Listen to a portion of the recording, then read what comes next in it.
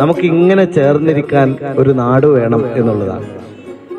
അങ്ങനെ ചേർന്നിരിക്കാനുള്ള ഒരു നാട് സംരക്ഷിക്കാനുള്ള പോരാട്ടത്തിന്റെ ഭാഗമാണ് ഈ ഒരു ഇഫ്താർ എന്ന് മനസ്സിലാക്കുന്നതാണ് ഏറ്റവും മനോഹരമായ കാര്യം. ഒന്നാമത്, ഈ കുടുംബം പ്രത്യേകിച്ചും അവരുടെ ഒരു പ്രാധാന്യം അമ്പലവാസികളായ ഒരു കുടുംബമാണ്. അമ്പലവാസികളായ ഒരു കുടുംബത്തിന്റെ വീട്ടുമുറ്റത്ത്, കൃഷ്ണഭക്തരായ ഒരു കുടുംബത്തിന്റെ വീട്ടുമുറ്റത്ത്, കൃഷ്ണ ഭഗവാന്റെ ഏറ്റവും മനോഹരമായ രൂപഭംഗി നിറഞ്ഞു നിൽക്കുന്ന ഒരകത്തളത്ത് അതിന് ചേർന്ന് ഒരു മുസല്ലയിട്ട് നമസ്കരിക്കാൻ കൂടി ഇടമുണ്ട് എന്ന് പ്രഖ്യാപിക്കുന്ന ഒരു സദസ്സാണിത് എന്നതാണ് ഏറ്റവും